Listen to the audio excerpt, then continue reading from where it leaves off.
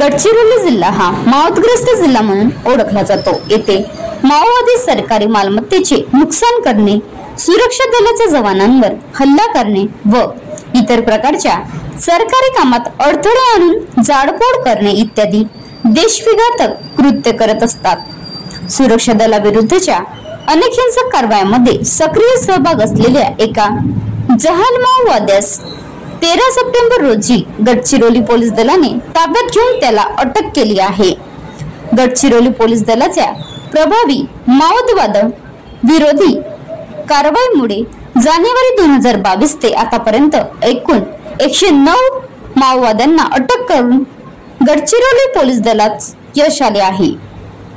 सविस्तर वृत्त अशी आहे की 13 सप्टेंबर रोजी उपविभाग भामरागड अंतर्गत पोस्टे ताळगाव हद्दीतील मौजा तिरकामेटा जंगल परिसरामध्ये विशेष अभियान पथकाची 2 पथके माओवाद विरोधी अभियान राबवित असताना सदर जंगल परिसरात त्यांना एक संशयित व्यक्ती फिरत असताना आढळून आल्याने पथकाच्या जवानांनी त्याला ताब्यात घेतले होते। त्यानंतर त्याची अधिक सखोल चौकशी करण्यासाठी पोलीस उपमुख्यालय प्राणहिता येथे आणले असता सदर इसमाने नाव शंकर भीमा महाका, सदस्य भामरागड दलम, वय 32 वर्ष, राहणार परायनार, तहसील भामरागड, जिल्हा गडचिरोली असल्याचे उघड झाले।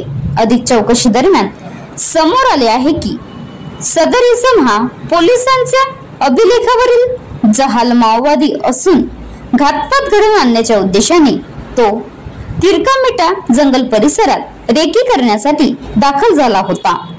जाल माओवादी शंकर भीमा महाका, वय 32 वर्ष, राहणार परायनार, तहसील भामरागड, जिल्हा गडचिरोली यास 21 जानेवारी 2022 रोजी पोस्टे धोडराज हद्दीत धोडराज ते इरपनार मार्गे पेनगुंडा रस्त्याच्या कामावर असलेल्या एकूण 2 कोटी रुपये किमतीच्या 19 वाहनांची माओवाद्यांनी जाळपोळ केल्याच्या घटनेवरून उपपोस्टे लाहेर येथे दाखल अपराध क्रमांक अन्वये दिनांक 13 सप्टेंबर रोजी अटक करण्यात आली आहे। त्यांच्यावर 01 जाळपोळ, 01 खून व इतर 02 असे एकूण 4 गुन्हे दाखल केले आहेत। Maharashtra live news reporter Umesh गजल बेल्लेवार, तालुका प्रतिनिधी गडचिरोली।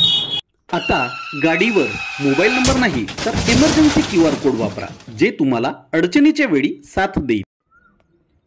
बनवा व्हिडिओ, पाठवा व्हिडिओ, आम्ही तुमच्या न्याय हक्कासाठी लढा देऊ। ताज्या बातम्या व घडामोडींसाठी पाहत राहा फक्त महाराष्ट्र लाईव्ह न्यूज।